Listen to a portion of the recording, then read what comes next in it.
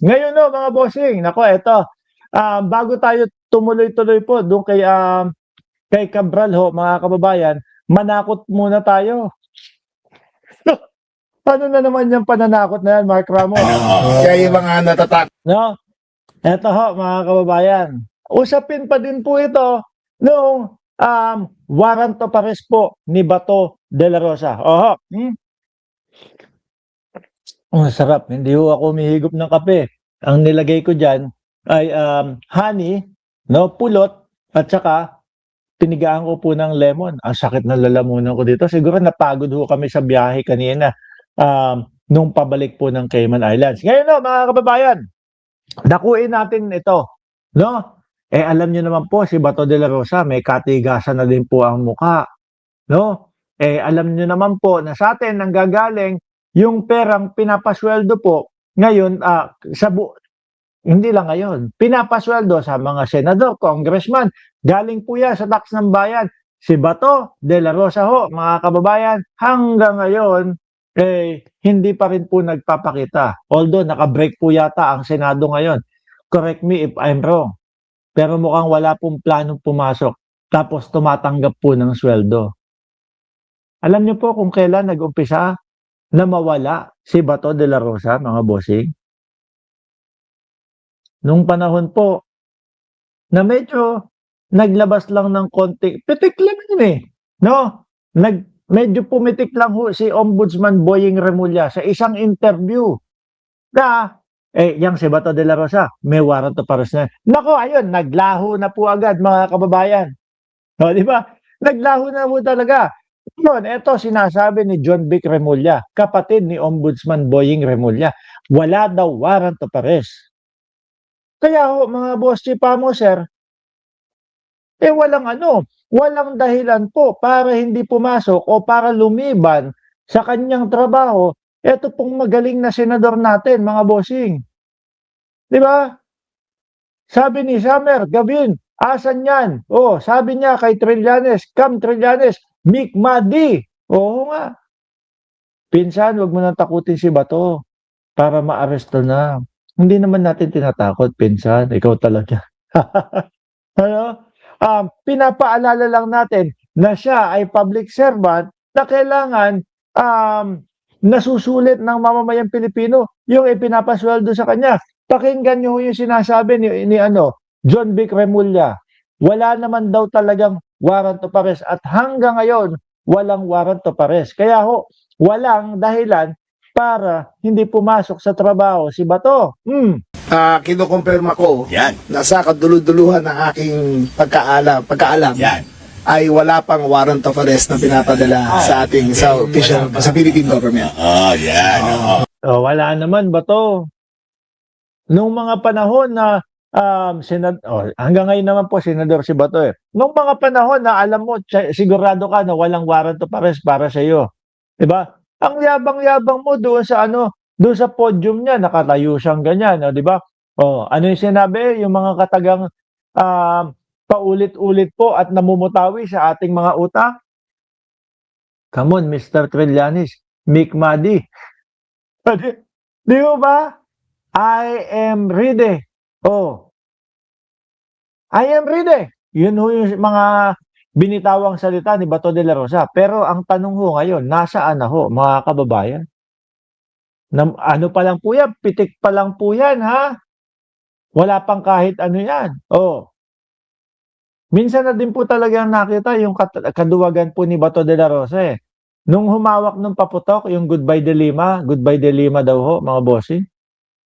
Tumakbo. Nung isang beses naman yung aresto kay dating Pangulong Duterte na ang lagi niyang sinasabi ay sasamahan daw po hanggang sa huli o hanggang kahit kailan ang dating Pangulong Duterte kahit saan. Wala naman po lumantad. Hanggang eto po, chismis pa lang po, nagtatago na. So ngayon, ang hirap po ng kinalalagayan o kinalalagyan ni Bato de la Rosa ngayon. Bakit mga kababayan? Pag hindi pumasok, dahil wala namang siyang dahilan para hindi pumasok, kakaharap naman ng ethics complaint. Pagka pumasok naman, Loko ka, Mark. Siguro sasabihin ni Bato, loko ka, Mark. Sabi mo, ayan, sinasabi, ginagatungan mo si John Vic Remulla na walang ano sa akin, na walang warrant para sa akin. Pero, gagatungan mo din na pag pumasok, huhulihin naman ako. Oo. Kahit po nasa loob ng Senado, mga kababayan, si Bato de la Rosa, mukhang aarestuhin pa din po, no? Mark, meron silang immunity doon, sabi ng mga DDS. Hindi puwedeng, arestuhin. Hindi, puwede daw, no? Kapagka ang kaso daw ho, 6 na taon pababa ang sentensya, okey lang, no? Kumbaga, hindi aarestuhin hangga't may sesyon. Pero kapagka ang kaso, 6 na taon pataas, naku po, mukhang puwede hilahin palabas ho si Bato de la Rosa, mga bossing. Naninigurado na si Bato de la Rosa, ayaw niyang madamay kay Digong, bigla na lang, no, aresto. Ganyan po talaga ang mangyayari.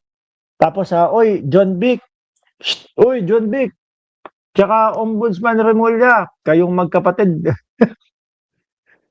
Hindi ho, mga kababayan, para pong ano, no, etong magkapatid na ito, humahanga po ako diyan pareho, hindi ho ako galit diyan sa dalawa na 'yan. Kumbaga ang napapansin ko lang ho, yung tipo bang kinekengkoy si Bato de la Rosa, yung isa yung nakatatanda, may warrant of arrest si Bato de la Rosa, kaya nga ho yun nagtago, 'di ba? Eto namang nakababata, sa pagkakaalam ko walang warrant of arrest. Sabi siguro ni Bato de la Rosa, "Anak ng toko 'tong dalawa na 'to, sino kaya papaniwalaan ko dito?" Kaya ho, hanggang ngayon ikot ang ulo ni Bato de la Rosa, hindi ho alam kung ano gagawin, eh. Masakit ho sa ulo 'yan. Tapos ang sasabihin nung kanyang lawyer lang, si Bato de la Rosa po ay hindi nagtatago. Ginagawa niya lang pong hindi available ang kanyang sarili. 'Di ba? Mga bossing, yung mga kulaong na 'yan, ay naku, dati hari-harian ho. Ngayon eto, hari ng sablay, hari ng tago na. Atapang atao, aputol apaa, hindi atakbo. Aputol atite, atakbo abilis. Kaya yung mga natatakot sa mga ghost warrant. Ghost warrant. Ghost warrant. Diba? Ghost warrant wala pa naman talaga pero natatakot na di ba? Nakita mo kung paano ka pagtawanan doon sa interview, Bato de la Rosa? Ghost warrant, wala naman pala talaga, pero natatakot ka. Sabi ni Ma'am Neng JJ, nilalaro na lang si Bato ng magkapatid na Remulla. Ay, yun din ho yung ano ko, basa ko dito sa dalawa na 'to, 'Di po ba? Nasaan yung tapang, nasaan yung ano? Ngayon kung wala ng plano na pumasok sa pagkasenador, magbitaw na. Para naman po yung, 300,000 plus na napupunta sa inyo, na galing po sa mamamayang Pilipino, may kapuntahan po na kapaki-pakinabang. Hindi po yung ganyan, 'no, lugi naman po kami sa inyo. Kami po, umabsent ng 1 araw, yung 1 araw na yon wala na kaming sweldo. Kayo ho, 1 buwan, 'no, walang pasukan, wala pang napapala ang mamamayang Pilipino. Pero sumusweldo pa din ho, mga kababayan. 'Di ba?